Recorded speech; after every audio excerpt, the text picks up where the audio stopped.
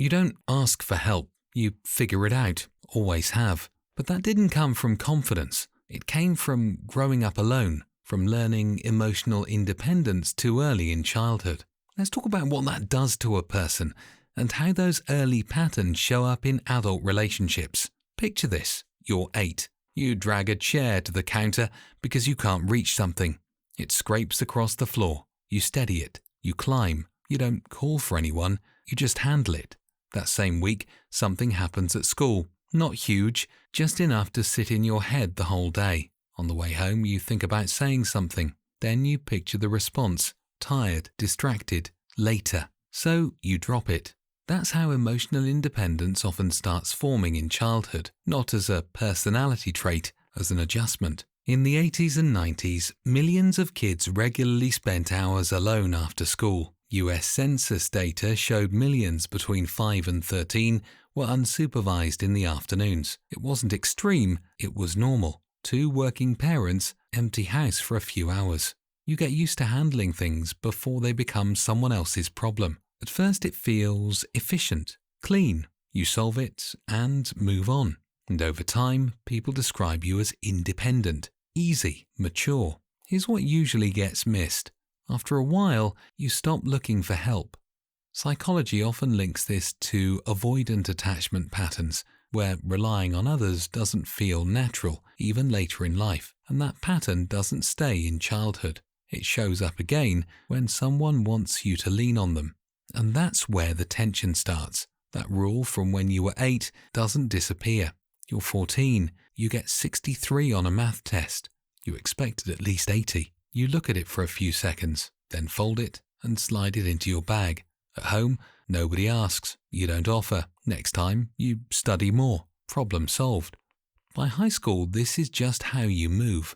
If something goes wrong, you fix it before it becomes visible. Fast forward. You're at work. Deadline moved up. You're behind. You could tell your manager you need help. You don't. You stay late instead. You tell yourself, it's easier this way. A coworker says, you should have said something. You laugh it off.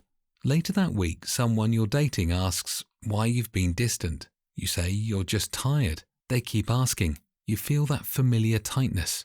Not anger, not fear, just a strong need to shut it down. You don't like being watched while you're not fully in control. You're fine being the reliable one. You're not fine being the one who needs something. So you say you've got it. From your side, that's normal. From their side, it feels like you're somewhere else. And that's when the same habit starts creating distance. That's also why it's hard to change. You're good when things go wrong. At work, if something breaks, you don't need a long conversation about it. You start fixing it. People notice. They trust you with more. You don't need reminders or reassurance. If you're stressed, you deal with it quietly and move on. That gets rewarded. You become the person others rely on, the one who handles pressure without making it a scene. There's a reason for that. People who learn to manage emotions alone often stay calm under stress later. They rely on themselves first in most workplaces. That reads as competence. So the habit stays. But something small starts happening. When you never show strain, people assume there isn't any. They stop checking in the way they might with someone else. And after a while, nobody thinks to ask how you're really doing. You don't complain about that. You even take a little pride in it. But over time, you get used to carrying things alone. So used to it that when someone does try to step in, it feels unnatural. Being the strong one feels normal. Asking for help doesn't. It doesn't seem serious at first. It adds up. It's late. You're sitting at the table with your laptop open. You haven't said much all evening. She notices. You've been quiet. I'm just thinking. About what? Work. You know you can tell me, right? You nod, but you don't say anything else. In your head, it's simple. Something didn't go the way you wanted. You're already planning how to fix it tomorrow. Talking about it now won't change anything. From her side, it looks different. It looks like you shutting down. This is common in adults with avoidant attachment. If you learned early how to handle stress alone, you usually share less under pressure. They process first, speak later, if at all. But in the moment, none of that is running through your head. She says, "It feels like you're somewhere else." You get defensive without meaning to. "I'm right here." Technically true, emotionally, not really. You're in problem-solving mode. She's in connection mode. You want space to fix it. She wants access while it's still messy. You don't see the point of bringing someone into something you haven't solved yet.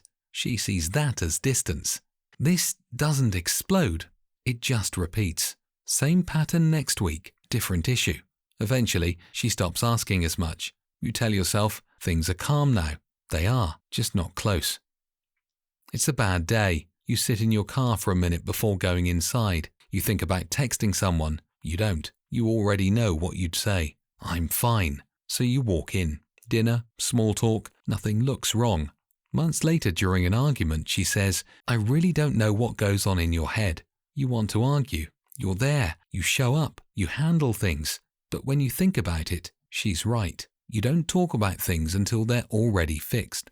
Most people only see you once you've cleaned it up. And after enough years of that, something changes. People stop trying to get in. You don't really expect them to anymore. At some point, being alone just feels normal.